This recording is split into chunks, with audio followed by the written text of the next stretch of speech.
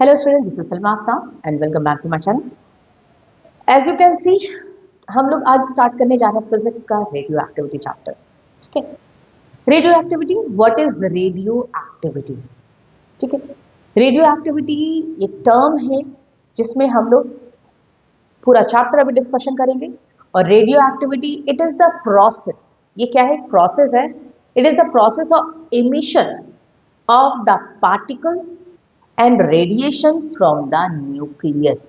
एक न्यूक्लियस से कुछ चीजें निकलती हैं, इमिट होती हैं, द स्पॉन्टेनियस इमिशन, उसी को कहते हैं, उस प्रॉपर्टी को हम लोग कहते हैं radio activity. Clear? Radio activity. ठीक है, अब कुछ ऐसे पार्टिकल्स होंगे, कुछ ऐसे एलिमेंट्स हैं इन आवर पीरियोडिक टेबल में जो कि रेडियो एक्टिव एलिमेंट्स हैं और उसमें से रेज निकलती हैं, खुद से निकलती हैं, उसमें कुछ करना नहीं पड़ता है. ठीक है, वो खुद से स्पॉन्टेनियस इमिशन खुद से हो रही हैं, खुद से रेडिएशन हो रही है, उसको हम लोग कहते हैं, उसी को हम लोग, वैसे एलिमेंट्स को हम लोग कहते हैं रेडियो एक्टिव एलिमेंट्स. क्लियर है यहाँ तक?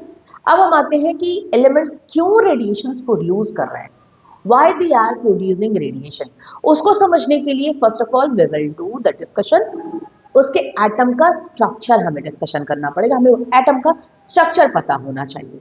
ठीक है, एटम का अगर स्ट्रक्चर हमें पता होगा तो हम लोग इजीली समझ जाएंगे कि ये रेडिएशन क्यों हो रहे हैं. You know the structure of atom. Atom कैसा है? एटम किस तरीके से एटम है? एटम के अंदर, हम लोग के अंदर क्या है? अंदर न्यूक्लियस है. देन न्यूक्लियस के साथ साथ क्या है मेरे पास? एक ये एटम है,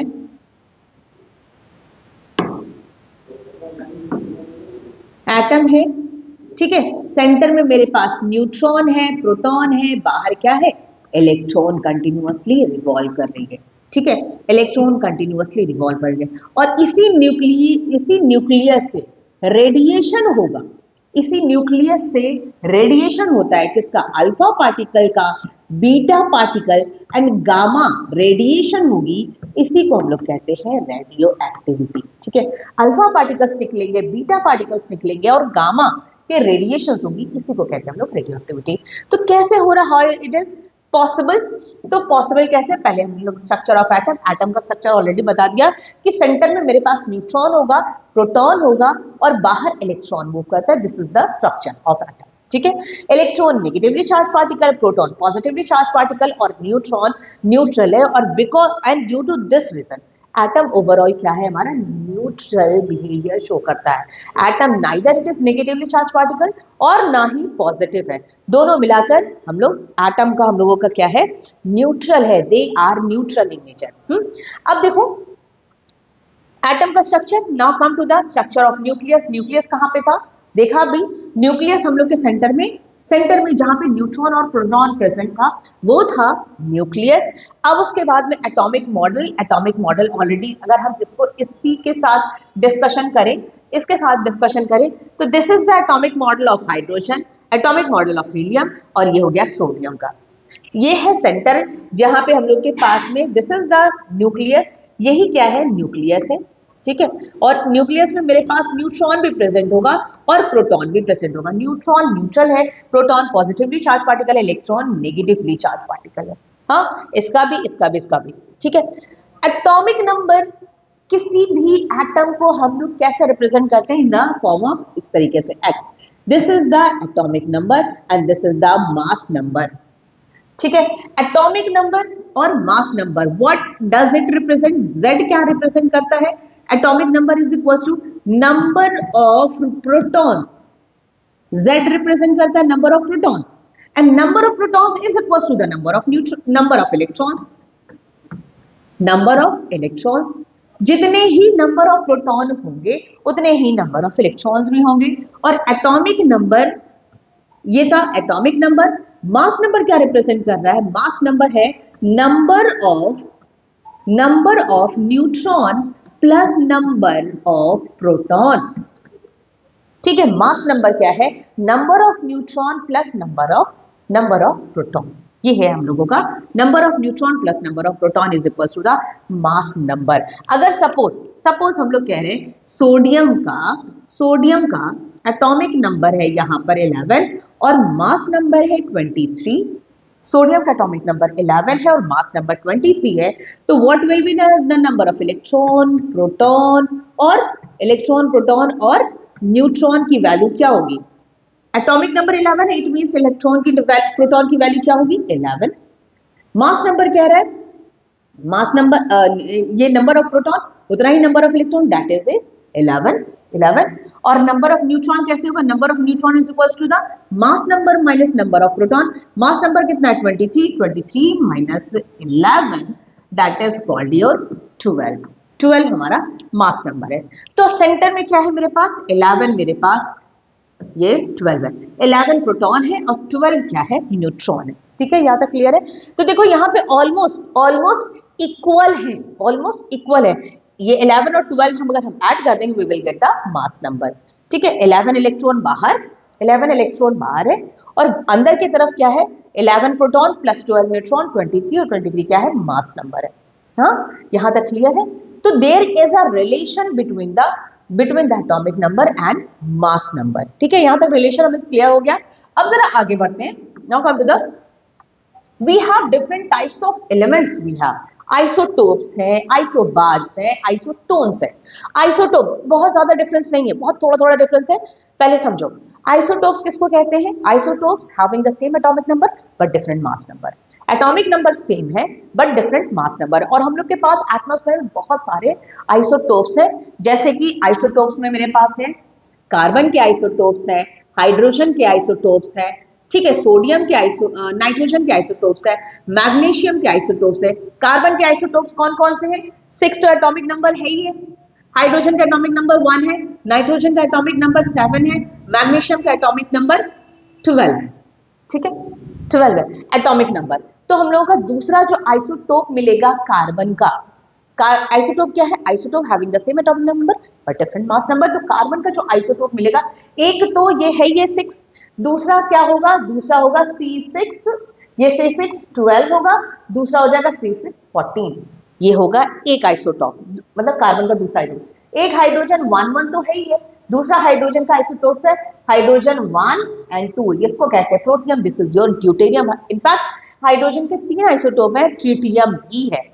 ठीक है, नाइट्रोजन का 7 और एक 14 है, दूसरा नाइट्रोजन का आइसोटोप है 7 एंड 15 नाइट्रोजन का।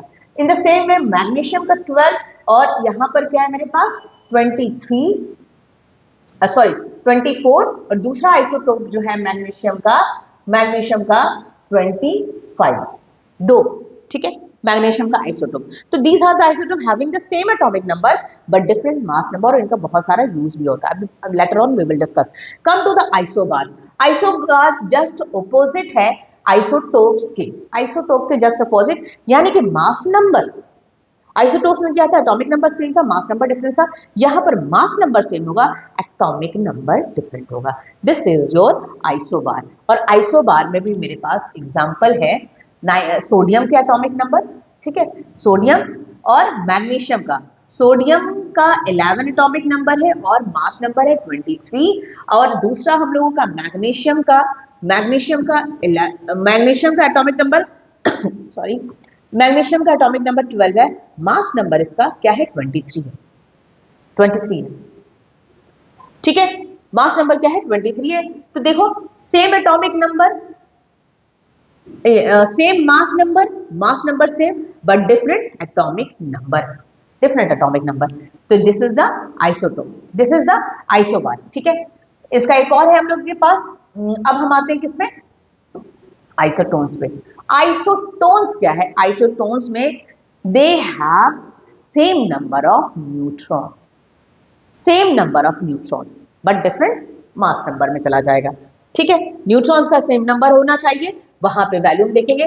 तो न्यूट्रॉन्स जरा देखो इसमें, आइसोटोन्स में सोडियम का आइसोटोप है एक मेरे पास 11 और 23 सोडियम का ये।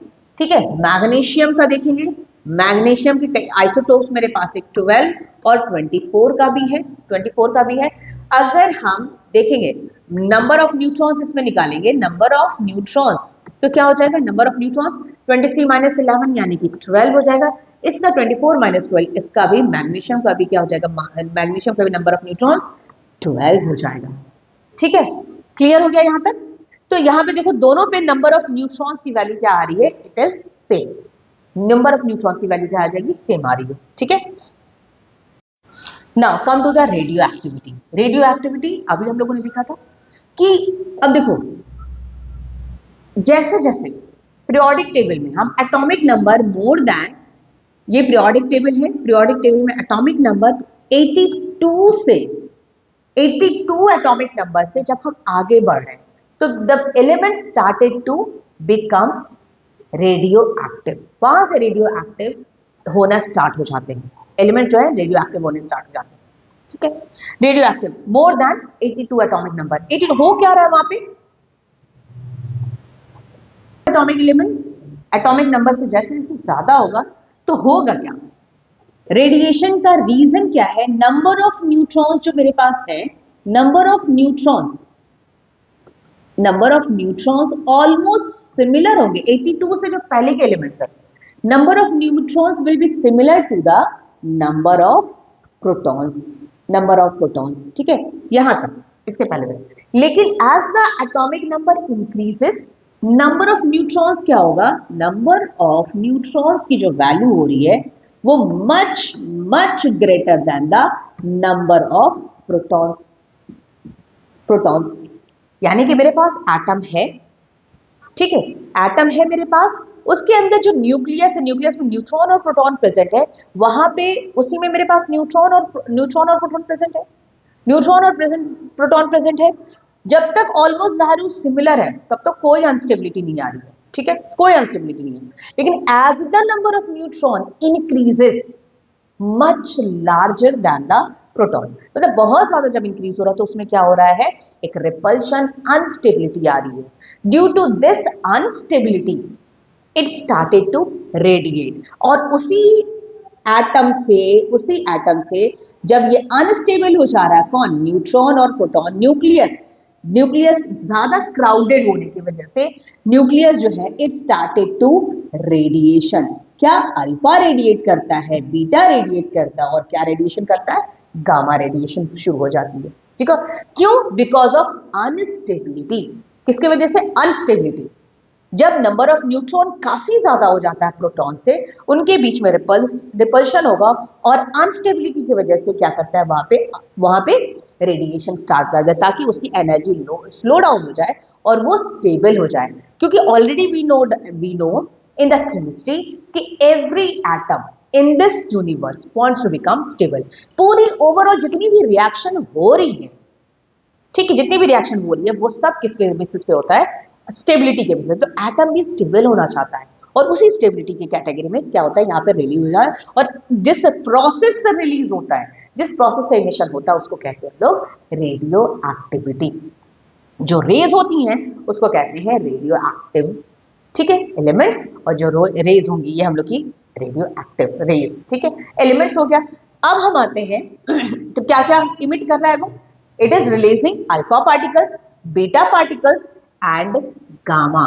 अल्फा और बीटा क्या है, दे बोथ आर पार्टिकल्स, ये क्या है, पार्टिकल्स, बट ये गामा क्या, अभी हम आगे डिस्कशन करेंगे, ये सिर्फ रेडिएशन है, एनर्जी है, ये एनर्जी रिलीज करती है, ठीक है, ये एनर्जी रिलीज कर रही है, बट ये क्या है, in the form of particles release कर रहा है, ठीक है। तो यहां तक क्लियर हो गया।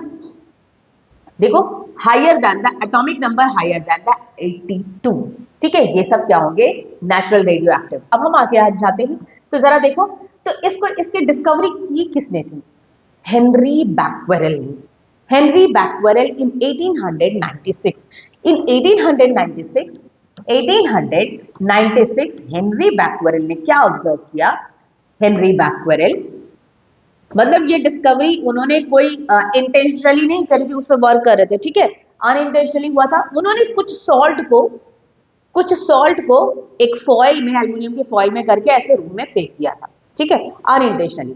बट आफ्टर सम टाइम, कुछ 4-5 दिन के बाद रैप करके ऐसे फेंक दिया था, तो 4-5 दिन के बाद में उसमें क्या ऑब्जर्व हुआ कि उस जो फॉइल में है उसमें कुछ, उस फोटोग्राफिक प्लेट में क्या हो, कुछ उसमें इफेक्ट दिखा, कुछ उसमें कुछ रेडिएशन उसका इफेक्ट दिखा, और वो इफेक्ट लेटर ऑन बाद में उसको क्लियर किया किसने, रदरफोर्ड ने। किसने क्लियर किया? रदरफोर्ड ने। तो यहां से देखा गया रेडियो एक्टिव इमिशन इसमें कैसे हुई। ये मेरे पास लेड के बॉक्स में वो एमिशन जो है रेडियो एक्टिव के जो पार्टिकल्स वो उससे क्रॉस नहीं कर सकते। अभी हम लोग देखेंगे, डिस्कशन करेंगे कि इसकी जो पेनिट्रेटिंग पावर है क्या इफेक्ट डालती है अदर एलिमेंट्स पे। ठीक है, तो लेड के बॉक्स पे मैग्नेटिक फील्ड, ये तो अभी अब हम बाद में डिस्कशन करेंगे। आ जाते हैं हाँ, क्या क्या रेडिएशंस हो रही हैं।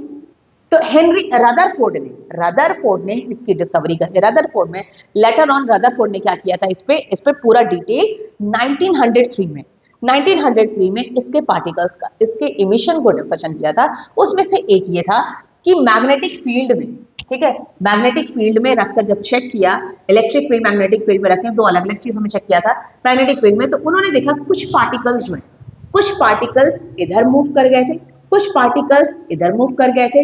अगर हम इलेक्ट्रिक उसमें फील्ड में देखें या पॉजिटिव में देखें अल्फा पार्टिकल, और उसके बाद में कुछ पार्टिकल सीधा कंप्लीटली स्ट्रेट गए थे। तो वहां से चेक हुआ था, इधर नेगेटिव का एरिया था, ये पॉजिटिव फील्ड थी, पॉजिटिव फील्ड नेगेटिव फील्ड।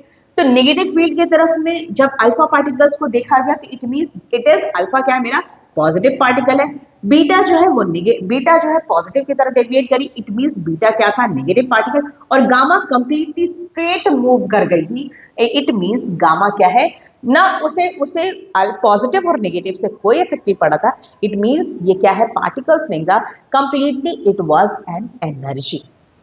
ठीक है, एक रेडिएशन थी, एनर्जी थी गामा। ठीक है, अल्फा पार्टिकल था, बीटा पार्टिकल था, alpha was positive particle, beta was negative particle, लेकिन गामा क्या थी, अनडेविएटेड एनर्जी थी। ठीक है, ये था ओवरऑल हम लोगों का रेडियो एक्टिव रेडिएशन, जो कि 1903 में रदरफोर्ड ने इस पे स्टडी करी थी, रदरफोर्ड ने स्टडी किया था।